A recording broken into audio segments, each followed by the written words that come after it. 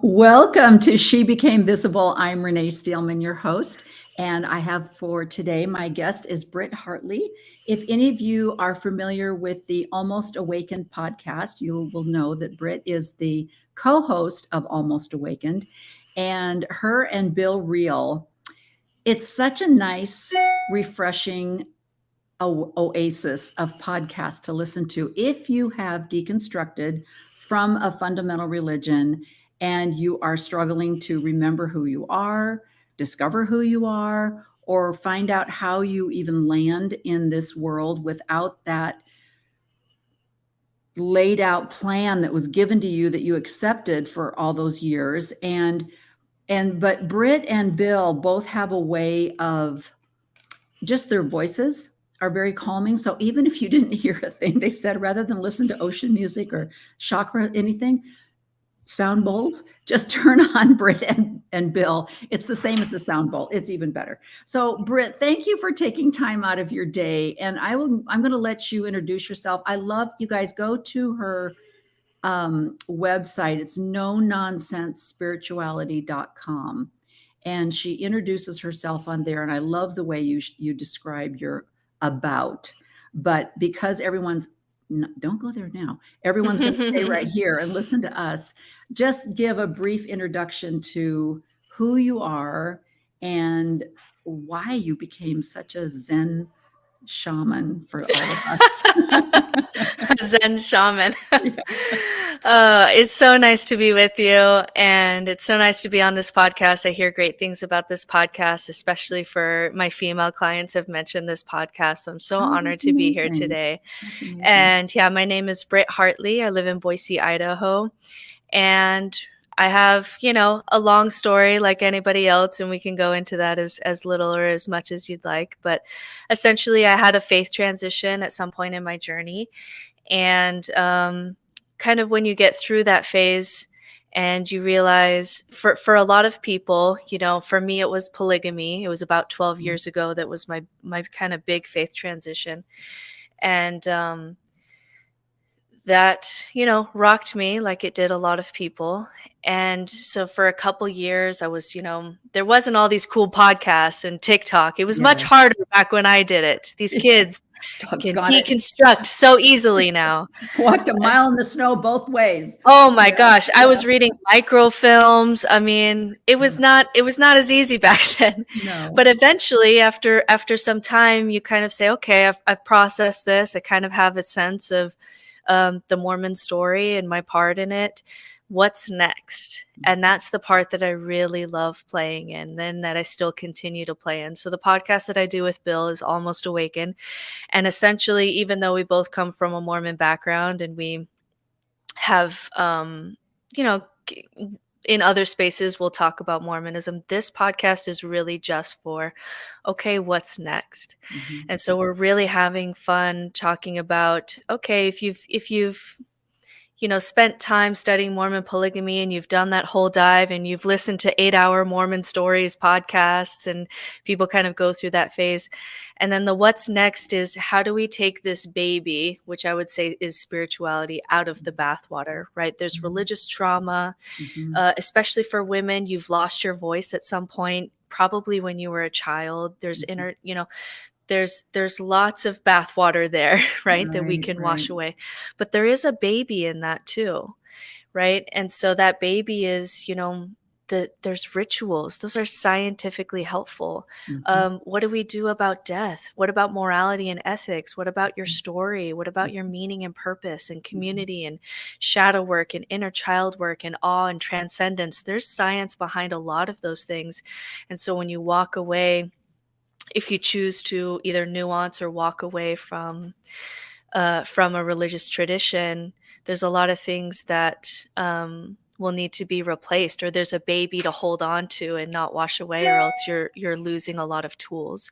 And so that's essentially what I try to do with spirituality, and why I do no nonsense spirituality is, how can I get these tools and not require any beliefs from you, or not trigger your religious trauma? How can we individually and in families and in communities hold on to these tools and not kind of require some of the belief hoops that we had to jump into that that religious people from religious trauma will just not be able to do again. That's too triggering. And so that's kind of where I like to hang out now. That's so great. And I think you were the one that introduced me to Sam Harris. And so I became, I went down that rabbit hole for a long time, and I love Sam Harris. And one of the things, I think it was Sam that was explaining how if you tell him where you grew up and a little bit about your family dynamics. I grew up in the Midwest with two heterosexual white parents, blah, blah, blah. He'll say, oh, you're Christian, or if you say, I grew up in the Middle East and my parents, they'll say, oh, you're Muslim, and so one of the hardest things, and then like you say, I've been in the church for over 50 years. And so I have been ingrained with Sunday morning. This is what you do. And so now I kind of walk around going, wait, that was my reason to get my kids up and dressed and cute little outfits. And, we're going to all match on Sunday. It's Easter, blah, blah, blah. The whole, like you say, there was just this thing that you did for 50 years. And all of a sudden I'm like, bye, honey, see you later. And we're just going to watch Sunday morning on TV. And at first I thought, well, I'm going to replace that. I'm going to find a church, a Christian church that I can go to. And I went to a couple of them. I'm like, oh, you did not just say that. Oh, please tell me you did not just say that. Like I went to the pastor had on a flannel and a baseball cap and jeans, and there was the rock band behind him and everything. And then he's one of those cool pastors. Yeah. Yeah. And he started talking about, those Scottsdale women and, with their plastic surgery. And I'm like, dude, no, read the room here. I mean, it's like, no, you can't. Some othering. Yeah, some exactly. othering. Or I have my husband plays golf with a guy, and they go to this other church. And when they found out that I had left the Mormon church, then they were like, we're telling Renee to come. And I said, well, ask Howard, how do they feel about LGBTQ community? And, and he's like, oh, no. I was like, no, that's not happening. So, so you're lost. And then, like you say, there's these rituals that are so important. And it's like, oh, Easter egg hunt in my backyard. That's my grandkids. I have, a gazillion videos of the Easter egg hunt. Do we not do Easter anymore? Or do I just, I mean, it can go on and on. And then, so I'm like, someone like you is such a needed commodity for finding some kind of spirituality. And I love how you referenced, I don't remember whether it was in the one that you just did or the one with Bill, the number 125, when you talked about secular Buddhism with Noah. And I loved that because that was, I have such a indoctrinated black and white perfectionism mindset that I was like, well, I'd like to be Buddha, but I'm going to eat meat. So I guess I can't be Buddhist, or I'm not going to meditate. I'm with Brene Brown on meditation. It's like, I'm going to go for a walk or go for a run and not sitting still. Not going to happen for me. And so I was like, but then I listened to him and I was like, oh, I can go for a walk and count that as meditation. Okay. I can't tell you, and I have to say this just because you have such a strong female audience. I cannot tell you how many times I have a client. So I do spiritual direction. So I meet with clients who are at various points of their faith journey. And I don't, press my own beliefs onto them. It's a companion kind of experience where I essentially walk into their spiritual home and say, okay, what DIY project can we do together to make this home more like, you and your authentic self? But I can't tell you how many women I'll ask them something like, what fills your spiritual cup, or what resonates with you, or what calls to you spiritually? And they'll say something like, well, I try to meditate, but I have so many kids and I just can't, my mom brain is always going when I try to sit on my mat. And so I don't meditate. And I try to read books that everybody says to read, but then I'm just so tired by the end of the day. And they'll say something like, so I'm just not very spiritual. And it honestly, it almost brings me to tears each time, because what happens in spirituality, and this is across the board, including Buddhism, Mhm. is that because these holy books were written by men, Mhm. the rituals and the spiritual practices are really driven by a male experience, right? Mhm. That you have time to sit on a mat for an hour and meditate. That's Mhm. fantastic. I Mhm. don't know a single mom with young kids who can do that, right? And Right. so they just Right. feel, well, I guess I'm just not spiritual right now. Mhm. And so it took a lot of work for me. And there's a lot of beautiful work. One of my favorite books is Wild Mystic. That's great for this. And it's this idea that just broadening the definition of what it means to be spiritual, because here's what happens. If a man goes to India for 3 weeks and goes on a meditation retreat, they'll come back and we'll honor him. Or if he goes on Instagram and he sits in a perfect lotus pose, we'll say, oh, that guy is really like in touch, he's very spiritual, we'll listen to what he has to say. Mhm. And he'll talk about, oh, I did all this ego dissolving work when I was in India, and we'll say, oh, wow. And then if a woman in the middle of the night gets woken up, and in that moment, she has to choose her own desires, which is, I really want to go to sleep. And I'm going to, I'm so upset. I just want some sleep.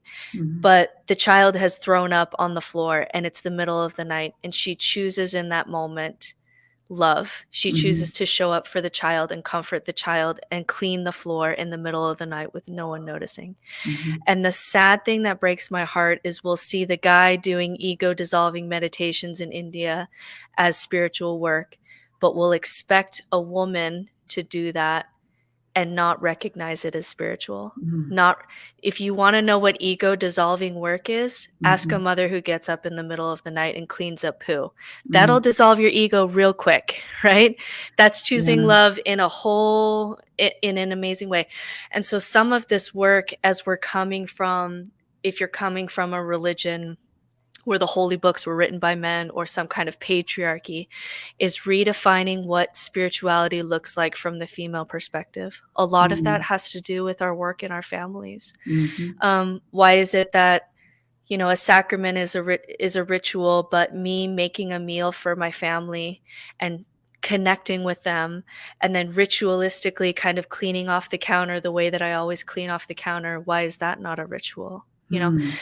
And so there's a lot there that I work with as far as female clients, of reclaiming, like you're saying, it's just someone giving you permission that a walk is just as valuable of a spiritual experience as the people who sit cross-legged perfectly and do an hour meditation, right?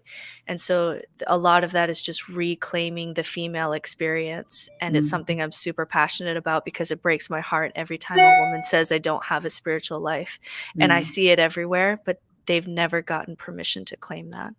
That's okay. I'm going to try and get through this hour without breaking out into tears. But when you said that on your Facebook page, and I Mhm. thought, the we're so, what is the word, pedestalized, as far as our role as women and mothers. We're put on this pedestal, but then we're also degraded for not having read our scriptures and every day, or whatever these things are that we're supposed to do. And yet it's like, but did you recognize that I got up 3 times in the night and nursed my baby in the peace and quiet, held my baby to my breast, fed him milk that you couldn't do, or but I was willing and anxious and excited to disrupt my schedule to do this for this baby.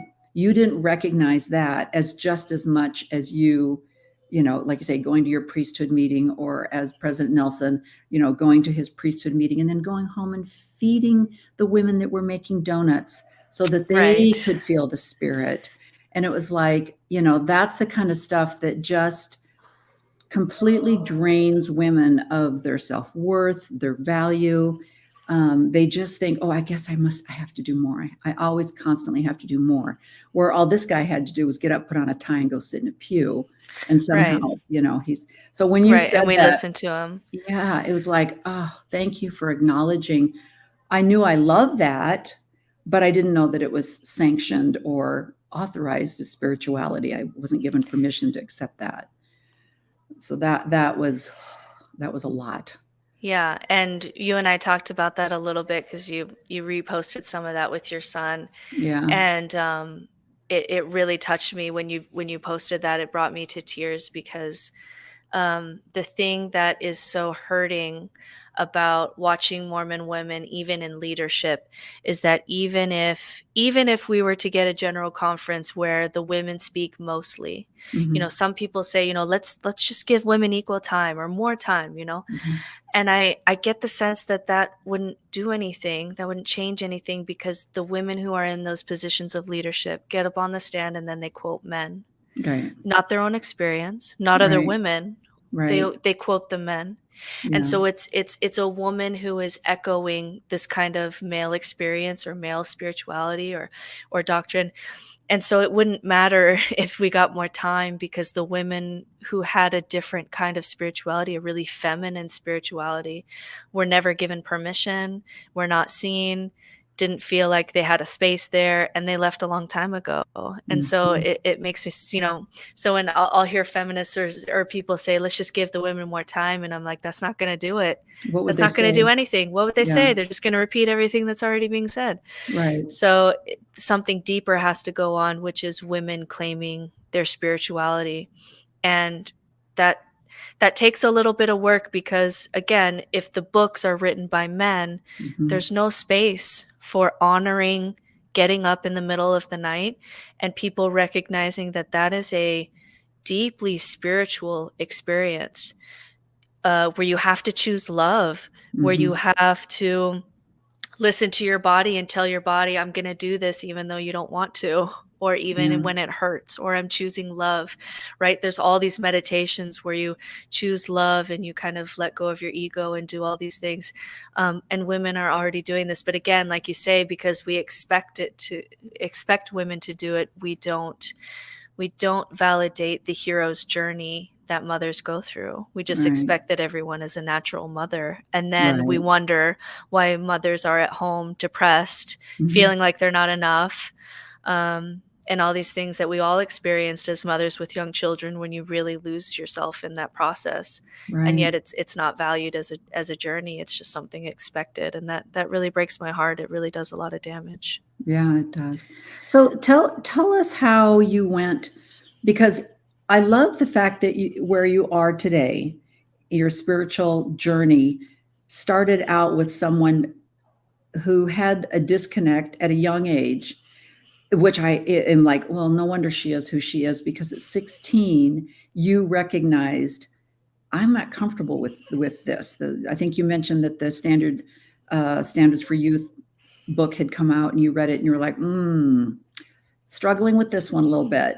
At 16, which I think is amazing, because at 16 I was like, okay, whatever. Is there a dance on Friday? Whatever. I'm going to find a handsome man and marry him tomorrow, And so I was totally wrapped up in this. Yeah, I mean, I'm going to graduate from high school. I guess I'm supposed to get married, right? I mean, isn't that what it is? I better go to that dance again on Friday and Mm. Saturday. And so tell a little bit about how you went from, I'm going to make this work, I'm going to make this church work, to this church doesn't work. Yeah. So I had kind of three parts to my faith crisis. Some people really do it just all at once, and Mhm. mine was kind of three parts. And so the first one was, yeah, I was around 15 or 16. The For Strength of Youth pamphlet had come out. It was very big. But I come from a family of open debaters and open Mm. thinkers. We were allowed to my parents are both educators, and so we were Mhm. kind of allowed to at least think about things, or what do you think about this, in politics or religion. So I had some basis to in my family to, you know, think about things or debate about things, and I really value that from my family. My Mhm. dad was somewhat nuanced later on. At the time, though, probably not as much, but um, at the time, yeah, so the pamphlet had come out and it was really presented to me in young women's and seminary and Sunday school as, this is God, right? This is what God requires of you. Mm. And there was something just kind of in my bones. Of course, I'm a teenager, and so I don't have eloquent words for this. I can't say like, I'm having cognitive dissonance and I'm gonna, Yeah. I'm not gonna use Yeah. those words. I'm just Yeah. gonna rebel, right? And so it Yeah. just came out in rebellion, because I just looked at this, the paragraph on tattoos or whatever it was, and I'm just like, of everything going on in the world, I was already super into history, really loved my history classes, Mhm. thought I, really wanted to be a history teacher. And so I already had a sense of like, God cannot possibly be like this petty about tattoos or like Mm. care this much about this little thing. Like the world is so big and there's so much suffering. And what about all these other religions? And I just could not, I just had cognitive dissonance, but I didn't have words to be able to handle that. Right. So it came out in rebellion, and that rebellion was especially, having sex with a boyfriend, which was, a pretty big rebel move to take for a teenager with two active LDS parents. And this really, terrified my parents, and so I was removed from my home and placed in my aunt and uncle's home. And so my senior year of high school, um, I just I had lost a lot. I had lost my family. Really didn't know what I believed. I was really, really lost. And in this home, so my uncle was a bishop. He had these kind of old church books, as people have gospel libraries, and I was digging Mhm. into them. And I kind of stumbled upon nuanced Christianity and nuanced Mm. Mormonism, Mm. just kind of the deeper thinkers, the deeper doctrines that were somewhat interesting. And I think for me at the time, it was a life raft of being able to reconnect to my family that I had lost, because I was just so Uh-huh. broken. Mhm. And so I was reading this kind of deeper, kind of more academic, intellectual strand of Mormonism that's not so petty about, tattoos and little things like that, but bigger ideas. And there was enough there that was like, okay, I'll do this kind of Mormonism. If I can do this kind of Mormonism, this nuancy Mormonism, I can do that, and I'll be able to reconcile with my family. Mm. And so that was essentially, so by the age of about 17, 18, I was kind of in a nuanced Mormon place. I didn't Mm. know that that was the word for it, but it Right. essentially was. Right. Um, and yeah, I just didn't know that that was a thing, but there was enough kind of academic Mormon messages that were interesting to me. And I went to BYU Idaho. I had a good experience at BYU Idaho just because I was in the history department, and Oh, history teacher Mormons, they're just a different brand of Mormon. They'll right. talk to you about polygamy. They have very welcoming views of other religions. It was a very, I really liked it there. I had actually a really good experience there. And, 19, got married, as one does, which is so Oh, dumb. Oh my I gosh. know. It's just Especially when you have children of your own now, oh my and you gosh. look. It I have a was, granddaughter that's going to be 17 next month, and I'm just like, oh no, no, that's very young. No, you can't yeah, do that. no, just a Yeah. child. And, left to BYU Idaho, and for a while just really liked being a nuanced Mormon, and that worked for me. And then I did become a history teacher, had my first child, and it was my first time that I was home, uh, not working, right, home with a baby. And so I took polygamy essentially off my shelf and said, okay, baby's sleeping, I have a minute here, I'm going to take this off the shelf and deal with it. And Mm. had a pretty big faith crisis, right? Mhm. It revealed a side of Mormonism and doctrine and prophethood. Just give me 1 second and let me bark at my kids who are being so loud. Absolutely. Hey, Absolutely. kids. I love Hey, that she's doing that. This is the reality. this I is the was reality. listening, this reality. I was listening to, I think, Scott Galloway, who I love.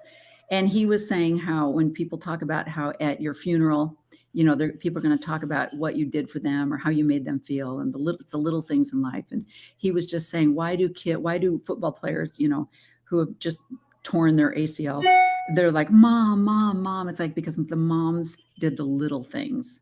Hmm. And so it's those little tiny things that you do over a lifetime that build up to where, you're anyway. So go on. Yeah. I used to be super embarrassed when my kids are kind of in the background, but it's kind of a permission to myself that I allow myself to have conversations and Yep. work, Yep. and that my children, I'm not going to be embarrassed or remove myself from the world just because I have a child. Exactly. Um, Yeah. because that just seems like an unnecessary pressure that we put on ourselves as women. Anyway, Yeah. um, Yeah. where am I? Where am I So in you my were story studying here? polygamy and Oh, you're I'm like, studying polygamy. no. Blows Yeah. up, right? So I had everything that you kind of would imagine with a faith crisis. Real loss of identity, real that feeling that the floor is dropping from under me and I don't know what's going on. And at the time, again, this is 12 years ago, so like there's no podcast, there's no No. church history essays. Like it was very, very isolating. There's no Lindsay Hansen Park, There's no, oh my gosh, do you know how much that would have helped me? Like I Yeah. was digging into these books in my room alone. Um, and I could do some of it because I had at least enough, history education that I could go through microfilms and try to make sense of this. But yeah, it's a lot easier now. I'm Yeah. very jealous of that. Exactly. And but that's my story, and part of my journey was kind of digging into that, and had a pretty significant faith crisis. And at that time I kind of stepped back and said, you know what, Mormonism may not be one true church, but there are good things here. It's one of many paths to God, is kind of how I came out of that space. So Wow. I continued to go to church from time to time. I even taught seminary after having a faith crisis because I still loved teaching good spirituality. And I kind of approached it just the way any mystic person would approach religion, of just, here's some spiritual principles that I can pull out of here that are good. And I'm going to leave kind of the not good aside and just, not worry about that too much. Right. And so I still could attend church, but didn't believe it was one true church, and was highly nuanced, and still enjoyed teaching, though still enjoyed teaching good spiritual principles wherever I could find them in the text. Right. And then maybe about 5 years ago, the last kind of part of my faith journey, as you're and this is where I really have a lot of resonance with this community, is because I went through it too. Sometimes for some people, when the bulldozer of deconstruction starts taking down walls, it really doesn't stop until there's nothing. And so Right. kind of the last part of my journey is, I'm not sure if we have free will. I'm not even sure there's a God anymore. Um, I like Jesus as a person, or some of the stories, but Jesus really may not be coming. We really may just be on this planet in a dark universe that doesn't care. And what is my meaning of life if that's true? And so another deeper kind of layer of faith crisis, of identity crisis. And that's where you run into nihilism, where not only do you lose your beliefs, but you lose essentially your ability to have any beliefs, is just completely taken out. It's been bulldozed. You're essentially naked to the universe. And that's a very scary place to be. It took some study and reaching out to other people who could help me in that place to be able to come out on the other side. And you can come out the other side. And the beautiful thing about having your bulldozer really take down your spiritual home to nothing is that what you have to do then is, okay, if this is where I am, what kind of home do I really want? What kind of life do I really want to have? What kind of life is really worth living for me? And really getting honest about that question, because people's expectations, that's all been bulldozed. God's expectations of you, you don't even know how do you want to address that. That's not driving you anymore. And so in that space of the ashes, essentially, is a really beautiful, I know now, being on this other side, is actually a really beautiful space to create a life that is intentionally you, which is something that you talk about on this podcast a lot. Right, right. And so there was kind of, 3 layers to that journey, kind of nuanced Mormon to kind of like nuanced God believer to kind of losing all of that, Mhm. but still building on the other side a deeply authentic spiritual life that's really unique to me and really flourishing, and relationships that are deeper, and all really good things, but it came from rebuilding that spiritual home. And now I get a lot of meaning and purpose in life by being a spiritual director and being that Wow. person that Right. was there for me when I was in that space and didn't know how do I put myself together again. And I enjoy doing that work with other people now. So that it's interesting that you would mention that and put that together, because your last podcast that you did, you talked about the Greek mythology and the different gods and the story behind all of the gods. And one of the stories that you were talking about was Chiron. And then the quote that you gave, and I can't remember what it was, I'm sure you do, but about how the hole or the damage that you go through is what you, that the light goes through that damage so that then you turn around and help others that are also being damaged in that same area. And I was like, oh, because I always used to, I think I started to say when I was a Laurel advisor, we had just moved into a downtown Portland ward, and any kind of a, downtown area, there was just a lot of stuff going on. The girls that were my laurels, one of them wasn't there yet, but she was on the rolls because she was pregnant and she was down in a home in Salem, Oregon, and waiting for her baby to be born. And as soon as the baby was given away, she would come back and return to her teenage life. And then one of the other girls was on discipline because she had had sex with her boyfriend, so she was on a discipline.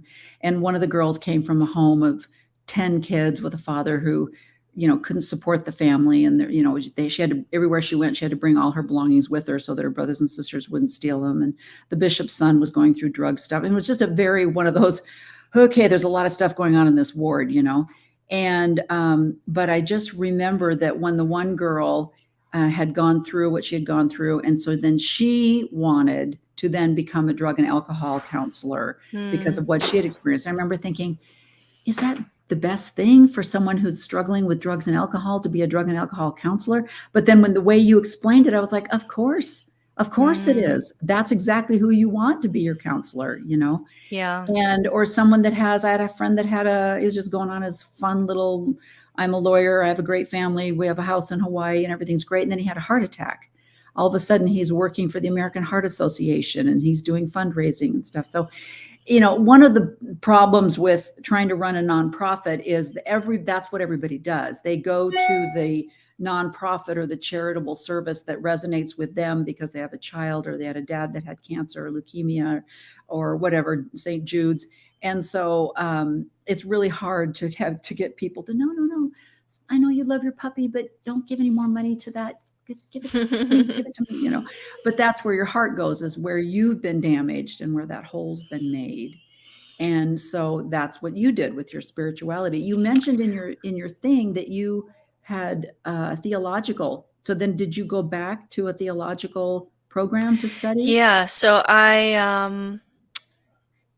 so it was, and this is actually not uncommon, but yeah, when I was trying to figure out God, I have a mentor who does open and relational theology, which is a kind of God that isn't controlling and very love based, and the future is open. There's not a specific plan. A relational God, and I thought it was really interesting. It was kind of my last ooh, that's a really interesting God. Maybe there's enough here to hold on to. And I think it was a little, if I'm being honest with myself, it was a little bit fear driven. I was looking for a way to hold on to my faith in God because my studies at the time were really stripping that belief. And I didn't want that to happen. I wasn't setting out to do that. I've been in the spiritual space and interested in spiritual things for a long time, and so I had a lot of identity wrapped into God existing. So that was very painful.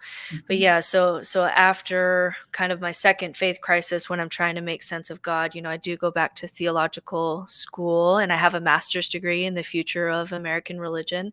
Mm. But through that process, and that's not uncommon for people to go to, even at BYU, they'll tell kids who want to go into Old Testament studies, for example, oh, don't go into that field because there's not a single person who comes back like teaching the narrative, essentially, Right, because it's right. gonna really challenge your view of scripture if you do that. And it was like that for me and God.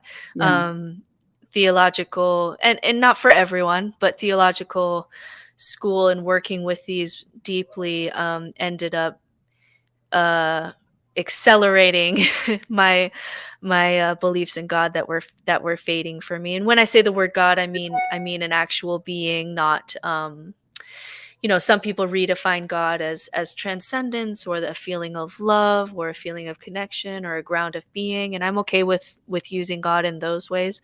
Mhm. But yeah, a specific kind of being, creator of the universe, that Mhm. being a part of theological school um, helped kind of strip some of that, rather than helped buoy my faith in a Mm. sense.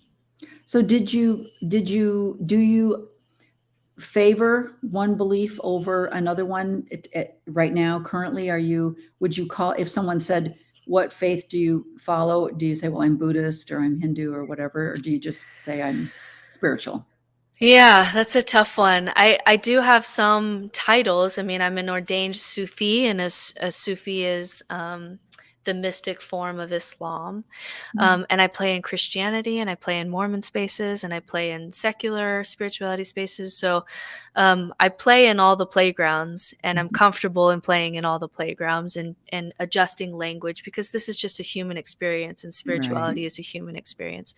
So in that way, I don't have a specific thing, but the terms I like to use, if someone's asking, and I'm trying to find a short way to say this whole story, right, Right. is I really like these dual terms that are coming out. There's a lot of them. It'll be like religious humanist, which is, Mhm. I'm a humanist. I believe that in human progress and human values, but that there's something to be gained by studying religion.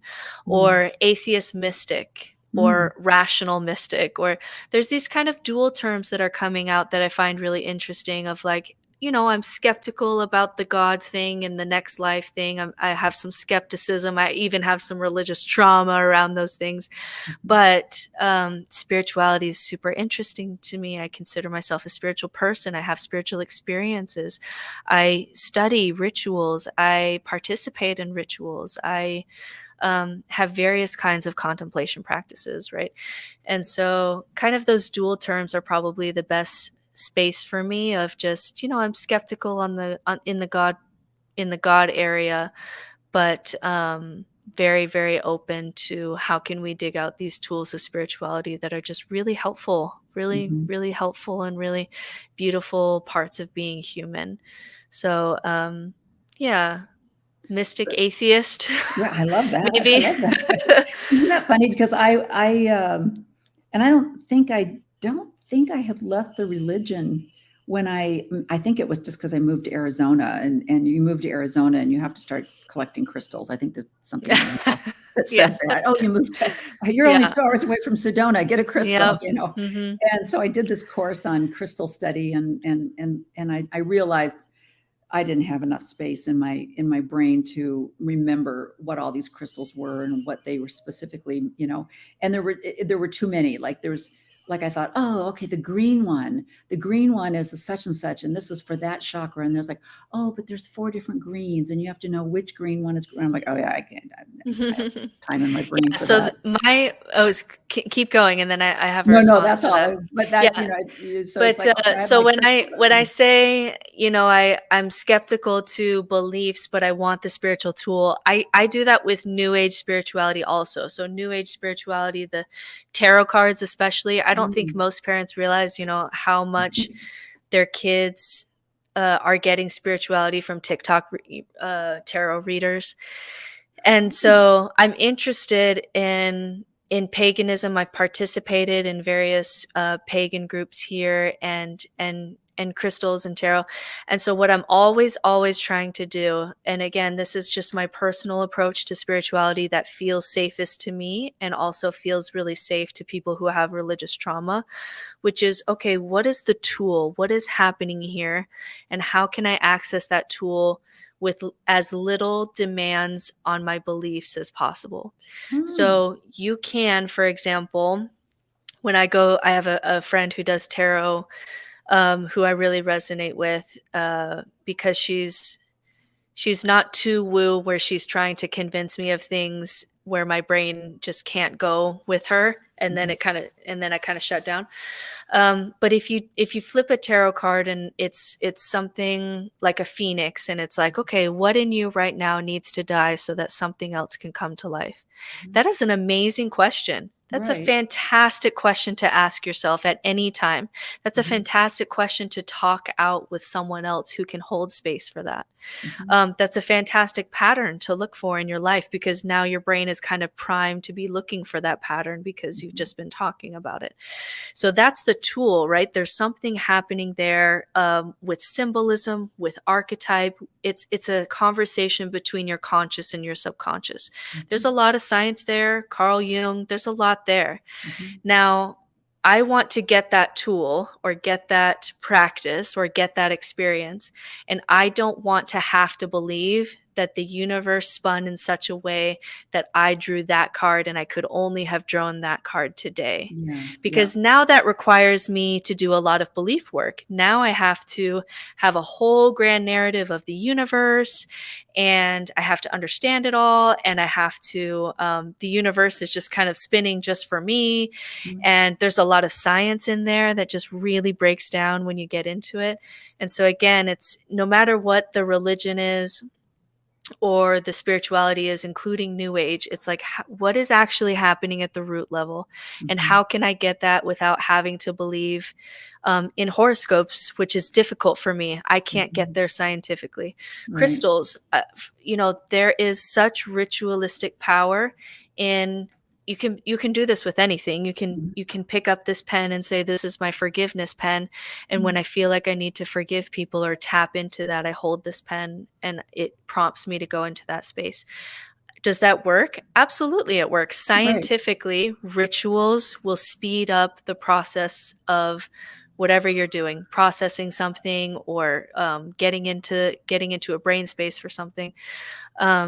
But I want that tool. I want to be able to do that without having to be forced to believe something that's hard to believe, because Right. then, especially if you're coming from a high demand religion, your Mhm. BS meter is going to show up at some point, and then, like you said, you're just shut down. Like, I can't do all these colors. Right. I'm so overwhelmed with this that I'm just not going to do this anymore. And Right. so, that's kind of the game that I play, is how can we get these tools with as um, little truth claims about ultimate reality that I think we're just bad at as humans. And I think Mhm. we just need to back away from playing that game, because historically, trying to make a big giant story that describes ultimate reality, we're just not very good at it. And I'm okay Right. just letting that go and saying we don't know.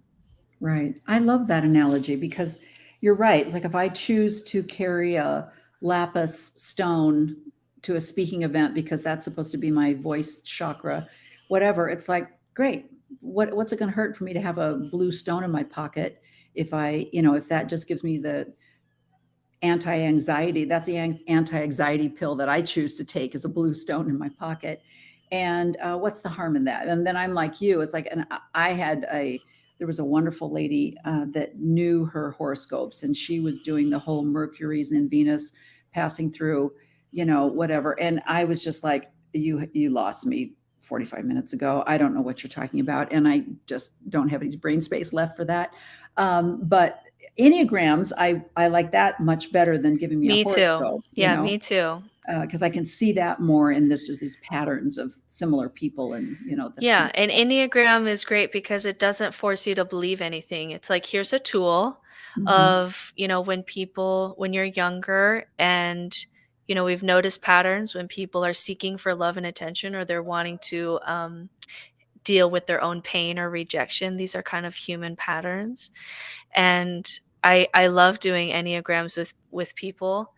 And I that's one of those tools that, like, you can get a lot out of that tool without having to believe or get overwhelmed with whatever Venus is doing in order to access that tool. And so I'm totally Yeah. on board with the Enneagram thing, because Yeah.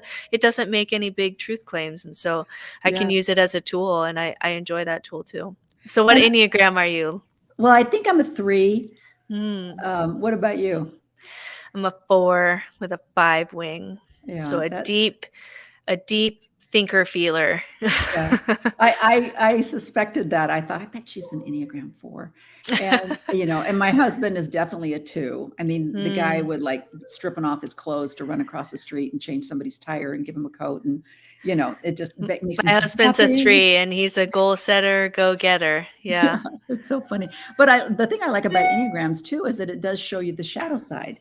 So it's not just Yes. like, oh, you're an Aries. Oh, that means you're going to be a movie star and you're this and you're that. And it's Yes. like, yeah, it also means you're like a little bit narcissistic or I whatever. 100% agree Yeah. that, yeah, Enneagram work is great for showing you your blind spots, and also great for really explaining how people are fundamentally different and how they're operating, and their operating system is different. But yeah, like you said, when you get too far into certain kinds of tarot reading or horoscopes, it's like you're not responsible for being a scatterbrain today. It's because, like, Yeah. Mercury's in retrograde, and so it's like it's Mercury, and so Yeah. the universe then becomes your scapegoat, which is very Oh, common in religion. Even Jesus yeah, is used, Jesus is used as exactly. the ultimate scapegoat. But anytime you can just use whatever the spiritual tool for spiritual bypassing, which is, I don't have to feel this thing, I don't have to deal with this thing, that's not spirituality. That is just spiritual bypassing, which is just, it's not something we need to feel shame about, because being a human is hard, but it is just a security blanket. Right. It's not doing for you any more than a security blanket is. So yeah, being able to forgive yourself for making a ton of, I saw this thing on Instagram. It was like, if you texted your ex while you were drunk this week, it's because the planets were doing this. And it's like, no, no, no, no, no, no. You need to face that you got drunk and texted your ex. Like, you still have to face that. Like, you still have to do some work around that. You can't just blame that on the planets. Like, that is classic spiritual bypassing. So Yeah. yeah, this is, I love these conversations, because it's really just getting into what is actually going on here, Right. and what are the tools that are helpful, and what is the bathwater, the spiritual bypassing, the truth claims, the shame that we can just let go of, and say that this is not spirituality that speaks to me. Yeah. So it's speaking of spirituality. So you are a spirituality coach, and you have you offer different services on your no nonsense spirituality.com website. It shows the different services. And one of the services that you offer is an upcoming course. Is that correct? That you're going to be, tell us a little bit about what that's going to entail. Yeah, so that course is on there. It's essentially, a lot of my clients are on the Mormon spectrum somewhere. Mhm. Not all of them, but it's a place where I resonate with people. Mhm. And so over time, being a spiritual director, where you're coming from Mormonism, what happens is, I go back to this analogy where, your spiritual home has taken some hits in this faith crisis, but the scaffolding is all there. Like, the Mormon ways of thinking are still all there. And then the tools to rebuild are poisoned, in a sense, because you have religious trauma wrapped around it. Mhm. And so people essentially get stuck.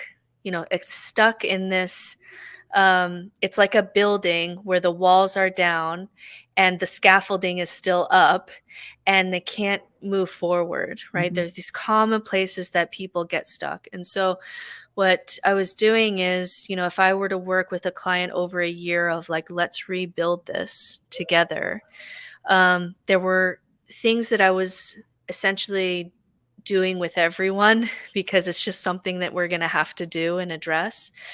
And so what I did is, I just thought, rather than meet with each client and go through this process of spiritual reconstruction, where I seem to be hitting these similar things across the board with people, why don't I create a course where I kind of do that? So if if money is an object, or time is an object, or having kids in the background and Zooming with me is a barrier, really being able to provide this course so that you could do this work with a workbook, um, with me talking about these things and having you sit down and actually write and work through these things and essentially rebuild your spiritual home and how that looks for you. And so there's 10 areas of well-being that I've kind of found I went over with everyone for this kind of second half of life. So it's going to be rituals. That first Christmas after your faith crisis, it's kind of hard. Like, how do I want to do this? Right. It's like you're sitting in your home and you have all these heirlooms, and it's like, well, what do I put on the walls and what do I give to the thrift store? Like, there's a lot there we're going to have to work through. Exploring death. Most of my clients have to re-mourn someone after a faith transition, because you can't lean on those spiritual bypassing thought ending cliches of grandma's in heaven now. We don't have to think about this. We'll be together again someday. We'll be together. Yeah, we're just going to bypass all these emotions, and then boom, you have a faith crisis and those emotions come back to you. And so we go through that. Morality and ethics. How do I make sense of right and wrong when that was all wrapped up into God and now my views of God have changed? That is, having a moral compass is essential for having the good life or a happy life. And so we're going to have to find a way to shift your foundation when it comes to morality and ethics. Rewriting your sacred story. So, religions are powerful because they give you a story, like you are here and here's the bigger story. And then when that story no longer fits you, you essentially need to rewrite your own and take that pen and say, okay, I'm writing this chapter now. And what does that look like for you? Meaning and purpose is a big one, confronting suffering around deep questions about existence and what does it all mean. We can make sense of that even in not knowing, right? So I'm not answering that saying, I'm a theologian and here is my worldview. I approach it as, if we're never going to know for sure what all this is about, how can we build a life of meaning and purpose anyway in the face of that? And there are ways to do that. Shadow and inner child work that you've talked about on this podcast before, especially for women, that inner child work. Well, both are really important because, there are good emotions and bad emotions that you're raised with as a Mormon woman, and we hide our bad emotions. So shadow work is really important. And then that inner child voice, if I meet with a Mormon spectrum client who's a female, I know almost instinctually that we're going to have to do some inner child work, because at some age you told your voice to be quiet, and we essentially have to find her again. And you know that, and you've talked about that on this podcast before. The science of awe and transcendence, whatever higher power means to you or whatever transcendence means to you. There's 7 kinds of contemplation practices, and we go over which one really resonates with you, which is what we just talked about. I'd prefer to go on a walk rather than sit on a mat. Community and inspiration. So how do I rebuild a tribe? And inspiration is, okay, if the prophet is no longer resonating with you, who are your inspirational prophets that you need to have in your ear? Because we still need that, even if you're redefining what that is now. Even if Brene Brown is your prophet now, finding ways to have inspiration. Order and chaos, and how to be situated in between the two, and then pulling that all together into what does a flourishing life look like for you, those later stages of human development and Maslow's hierarchy and all those things. So when you put it together, it's essentially like a vision or a map that, instead of being stuck in this home and not knowing how to rebuild it, it's okay, like, here's 10 options for a fireplace. Which one do you like? Oh, I like this one. Okay, let's put that there. And we essentially are rebuilding. It's a template to rebuild your own spiritual home after faith deconstruction. So this is specifically a reconstruction course. And that's on my website. And so if that resonates with you, man, I know that I'd really like to do that work, and I'd like to be able to do it on my own timetable. that's on my website, and I've gotten some pretty good response from that so far, and so I'm really That's proud of that. exciting. It took me about a year to put together, so I'm very proud of putting that together for people because I wanted everybody to have a chance, no matter, what your walk of life is, to be able to rebuild your spiritual home after a faith crisis, because I know that work is really hard and it took me a decade to do, and I want to be able to make that process easier for other people. Right, right. That's so interesting. I'm excited to get involved in that because I'm kind of to the point where up until my faith crisis, I'm not going to use that word, my faith change. Mhm. Then I always kind of poo-pooed and discarded people who talked about their childhood trauma. And I'm sure it was a defense type thing where it's like, look, if I start complaining about my childhood and what I didn't get as a child, then I'm just opening up the door for my 6 kids to go, let's talk about that, mom, because you weren't there for me either. Or, Mm. and and I'm sure I was like, I don't want to go there because we all can't blame everything on our moms. Mm. But the more that I've studied and the more people and the more podcasts and, like I said, everything that's available to us today, then I start realizing it's like, wait, there's a reason why I'm a loner. There's a reason why I isolate myself because that's all I've ever done. I was the only girl, and my older brother went and lived with my dad when he was 15. And then I took care of my half brother who was 8 years younger.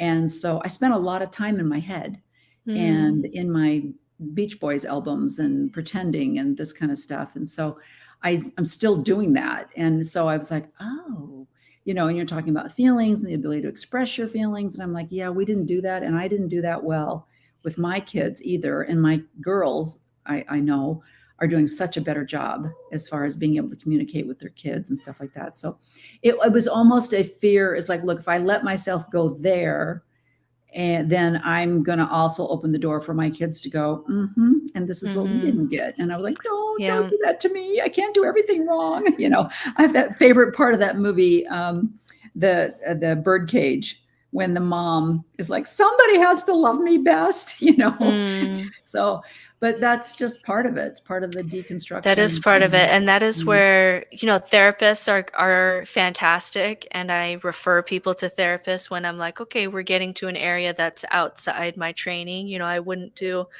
mixed faith marriage counseling, right. or anything like that because I don't have the credentials, and I'm very safe around that. But that space that you're talking about there, where there's a fear that's blocking you from doing deeper work, that's where spiritual directors can be very helpful because they'll be able to see that and say, okay, why are we afraid to, what's coming up with you, why are we afraid to open this up, and what is your ego saying will happen if we look at your shadow for a little bit, Yeah. what is your ego resisting there?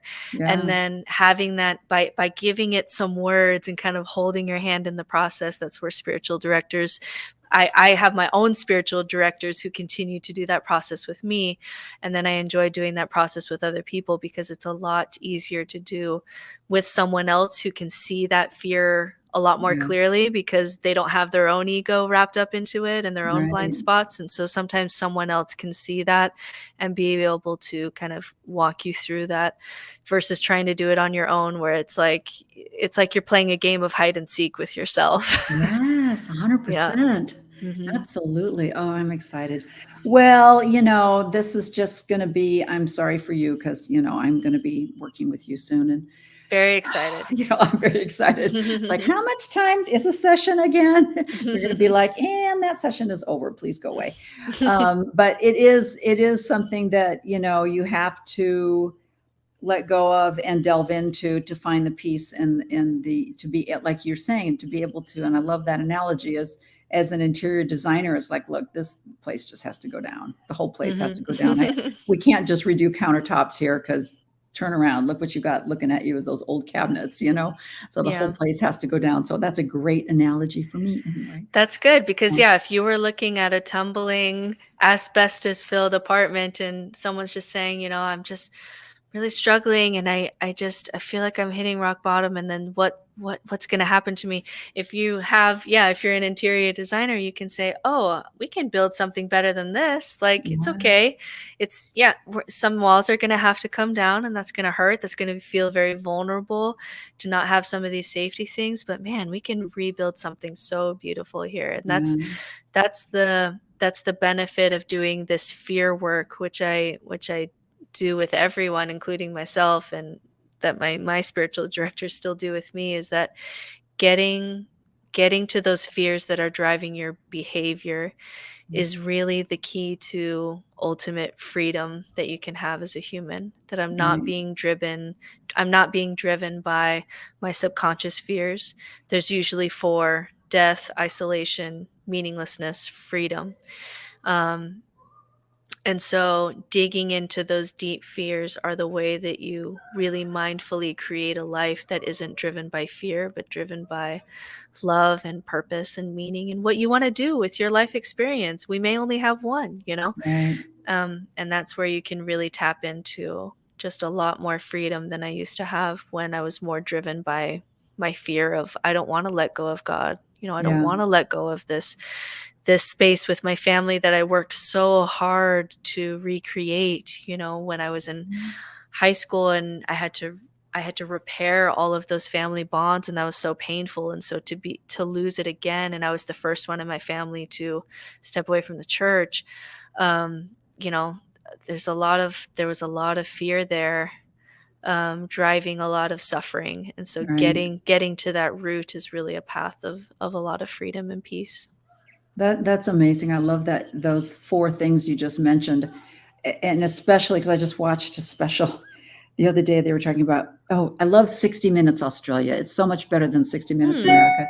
And they had a thing on women who go through midlife crises and how it's looked at compared to men who go through, but living in Arizona has taught me, I've never been around so many 80-year-old people in my life. And this last month or two that I've gone through some medical stuff with my son. And so I've been in the hospital and in emergency rooms and this kind of stuff. And they're just filled with older people. And so the fear of aging, the fear of death, the fear of meaninglessness is so much more on my mind now that I am on my own. Like, I feel like I'm on my own. Not that I think I was one of those people that was probably silently nuanced, because I would hear things and people would say things. I remember, being in the temple and they would say things and I'd go, oh, please, Mhm. and but then it was just like, whatever, it'll work itself out. I didn't really think about it. So Mhm. I wasn't like, but we're all going to be together. And that to me was easy to go, yeah, that's not happening, because I didn't even believe it then. Mhm. But not having the community, not that moving, I lost my community when we moved anyway. So, and that, when you move at a different age, when you don't have young kids, you're not involved in nobody's playing baseball, nobody's at the football games. We don't have young women's or young men's or, Boy Scouts or any of those activities anymore. That just happens no matter what religion you are, that as you age, you lose your friends, you lose your community, and it ends up being you and your husband going to Joann's Fabrics. And it's kind of Mhm. interesting. But so I didn't necessarily lose my community, because I think I already lost it when we moved. But you do lose your community in many, many other ways, you know. Anyway, so I'm very interested to find out more about that whole course that you're offering, because I think it's going to bring a lot of peace and just stability in my life. And I love that you, like you said, you are addressing the women's side of spirituality, which I think is so important and different. It's just It different. is different. Even Yeah. thinking about kind of the age demographic that you find you and your husband in, there are so many women who are in the church at that age. And it's so interesting that, when COVID happened, um, we did kind of a poll. Generous did a poll, and Mormon women kind of responded that they enjoyed the time off. They enjoyed not packing the toddler bags. They enjoyed just reading a book on Sunday, enjoyed having a break. And the men really missed church, especially elders quorum, because um, we're maybe able to replace some of those, keep friendships, and it's socially acceptable for women to get together and talk about their husbands and kids and life and things like that. Mhm. But the men, without that church piece, felt a lack of meaning, felt like they didn't have any voice or value, Mhm. and felt extremely isolated, to the point that, like, I miss church so much. And so we had this disconnect of women being like, I just really loved the break because I was really burning out. And the Mhm. men saying, I really missed, because when a man puts a suit on, and especially if you're older in the church, you walk in and you're presiding, and Yeah. hey, what do you think about this topic? Oh, let me tell you my words of wisdom, right? It's Exactly. almost instant meaning. Yeah. And so I don't have any so especially the older men in the church who have these kind of higher callings, it does give quite a bit of meaning and value. But the Absolutely. issue is, it comes on the backs of women who Exactly. are burned out, who are doing the sign up sheets, who are watching the kids, who are teaching the classes, who are running the mutual and making these, fantastic activities. And so, yeah, we have to be able to look at that and say, okay, what am I really wanting out of my spirituality? What am I really wanting out of a spiritual community?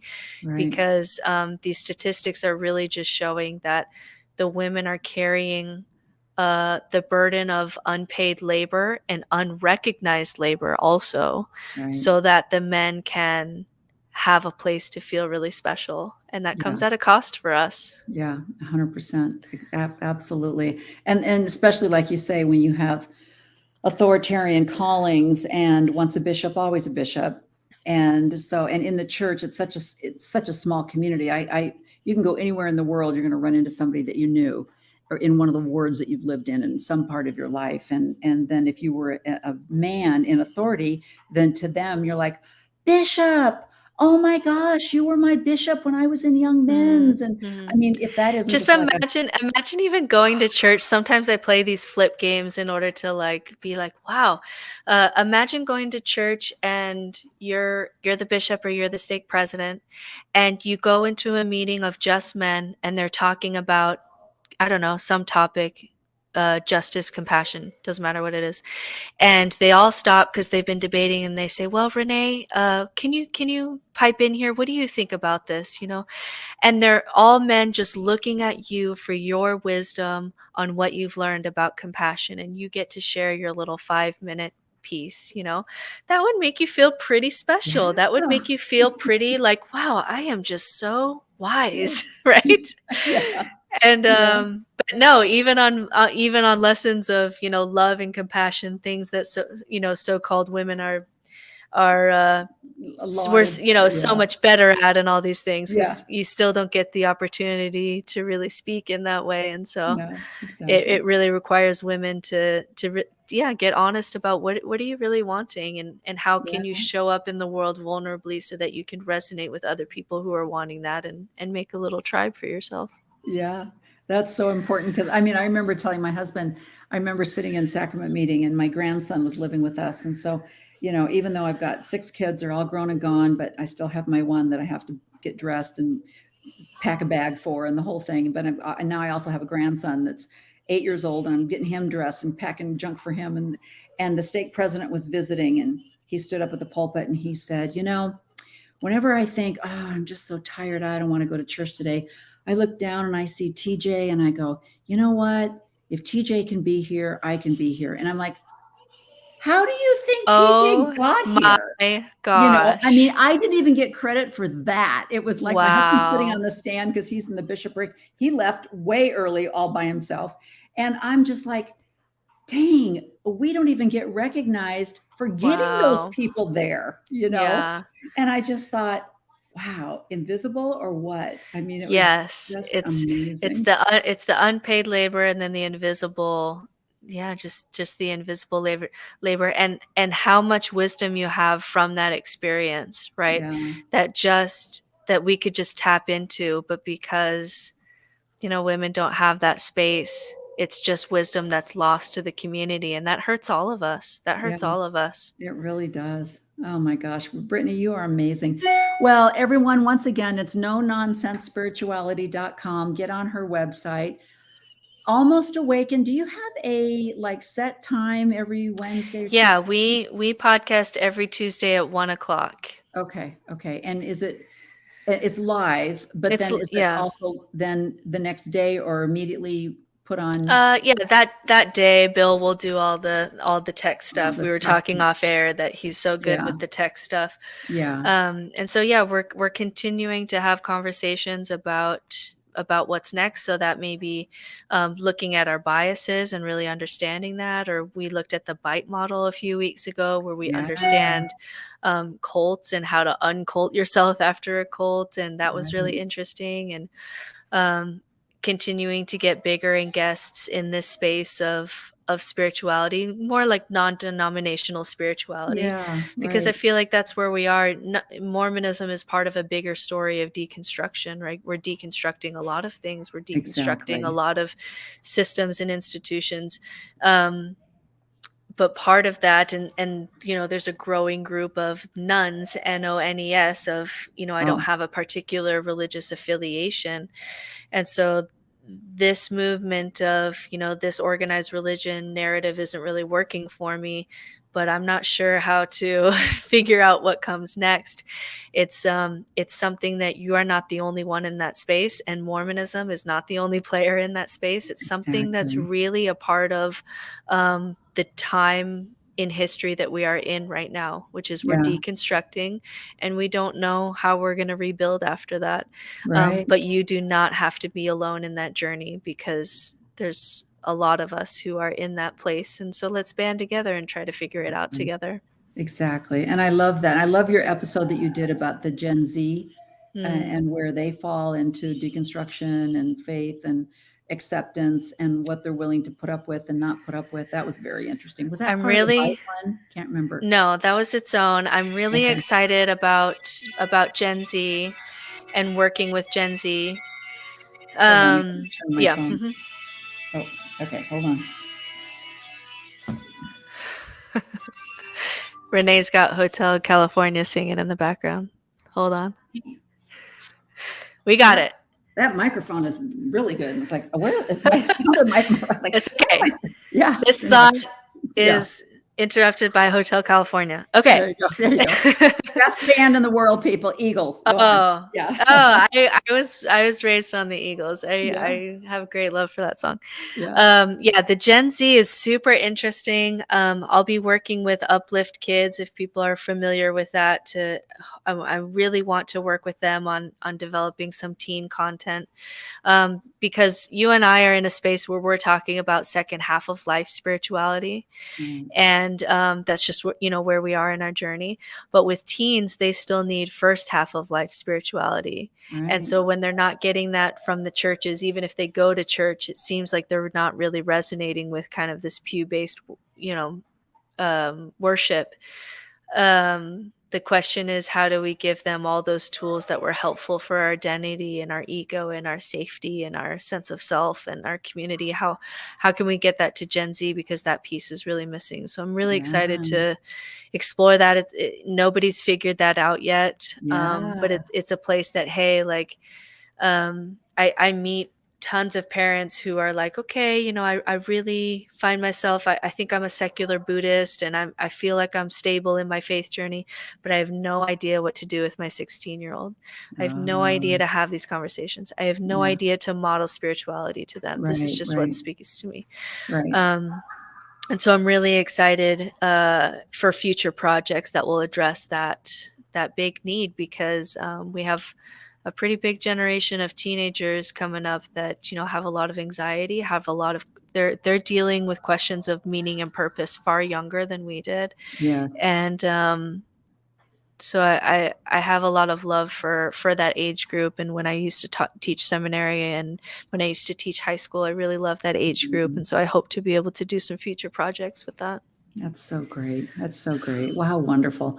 Well, thank heavens there's people out there like you that are out there for those of us that are like wandering or like help, I don't know even where to go. It's so And, funny to even hear you say that because I just feel like I've been like Moses, like I'm here because of 40 years of wandering. And yeah, at yeah, every point, I felt like I was wandering. But right. hopefully, when you've been wandering for a while, hopefully you can help other people in their wandering too. And Exactly. people help me just like that too. Exactly. And that's how it works. And That's that's how it how it works. works. Yeah. We're Yeah. it's like we're all hikers and it's like, you know what, I've been on a hike like this or I've been on a cliff face like this and here's a knot that really helped me and whatever the tool is and that's really what we can do for each other. Absolutely. Absolutely. Well, thank you so much. Oh, Go my pick up pleasure, your Renee. kids. I know you have things you have to do. There's always things that we have to do, right? Always, It yeah. never stops. And I think that's so interesting because when your kids are little and you have kind of control over their life. Although I have an 8-year-old granddaughter that you haven't been able to control her since she was, a newborn. I have one of those. Yeah, I love it because she's not my daughter, but I watch her. My daughter will say, "Mom, she's not going to wear that outfit." I'm like, "Oh, but it's so cute." I'm like, "Just let me here, honey, try on this pink jacket." She's like, "I'm not wearing that." Mhm. I'm like, "What?" And so I can't wait to watch you grow up. I love it. But they don't, you don't understand that once you're a mom forever. It never goes away. You've always got the worry and you've always got the responsibility and you've always got they're in the back of your head. You're waiting for the other shoe to drop for some reason or another. And so you just go from you either have to pick them up, from the bus Yeah. stop or, Yeah, fly I got somewhere to a get them couple through. playing that have been in the background. I got a couple coming home on the bus stop. And you're right, there's always that percentage of my brain that's listening to you, but also listening to them and making sure Yeah, they're not killing each other. And exactly. the beautiful thing is when you claim that as a hero's journey and as spiritual and as empowering and as meaningful, when you can really claim that for all that it is, but not recognized to be, it gives you just a little bit more permission to enjoy it, Exactly. even in the struggles. And finding the joy in the Yeah. struggles, even if you've got a more of a purpose, for sure. Yes. Oh, I love it. What's that quote from Viktor Frankl that's like, he who has a why can bear almost any how. I have a Yeah. why in adopting my children. It gives me a lot of meaning and focusing on that, even when the how is really hard. Yeah. Um, yeah, having that be a part of your spiritual journey can really change your view of motherhood, especially when I'm in an age where I'm still changing diapers, so they're still very young. Yeah. And I'm in an age where I'm still changing diapers too. I'm you're, just not you're very young. changing diapers too, yeah. Yeah. It's like not as And much, but yeah, reclaiming that as powerful spiritual work can give love a that. lot of voice to an otherwise just really hard, sometimes lonely and isolating journey. And I Yeah. hope that for every woman, because it just breaks my heart how we just don't value ourselves because the religious traditions we've been in haven't seen that as spiritual work when it is. That's the best. That's the best message of all. Well, Mm. thank you again. And I look forward to your other podcasts and I look forward to working with you on my spiritual journey. And thank you for taking time out of your day today, because I know Thank that you, it Renee. is a Yeah, great and expense. I I appreciate it. appreciate your voice in this space, and I loved the podcast you did with the Mormon hippie. Oh, I yes, really that's been my yeah, yeah, I yeah. really liked She's that so one. cute. She's been an interesting journey to watch, and Yeah, yeah. I love your approach, and I love just all the reclaiming work that you're also doing in this space Thank you. of reclaiming things that we lost as women that need to be voiced in order for us to heal and move forward. Exactly. Thank you so much. All right, All everyone. right. Bye-bye, Brittany. Thank you. Thank you so much. Oh, Mhm. you guys, you have to listen to Almost Awakened and listen to Brittany. She did a solo podcast last week, and it was fabulous. And you just have to listen to her wisdom. It's so amazing. So, anyway, catch you later. Bye now. Thank you so much. All right, bye-bye. Oh my gosh. All right. Well, thank you for joining us today. And I hope you all are planning wonderful activities for the Thanksgiving holiday. I have my whole family coming to Arizona. We're heating up the pool right now, and we can't wait. We've actually got our kids coming in on Sunday, and they're going to stay for the whole week. It's going to be amazing. And the best part of the holiday is all my kids said, "Mom, don't do anything. We're going to do the whole dinner." And I was like, oh, I love it. So I can't wait. It's going to be exciting. And I hope you will also find joy. So we'll talk again in December. Not going to be talking this week because I'm going to be busy with family and friends. So I hope you all have a wonderful holiday. I will talk with you again in December. Okay, bye-bye.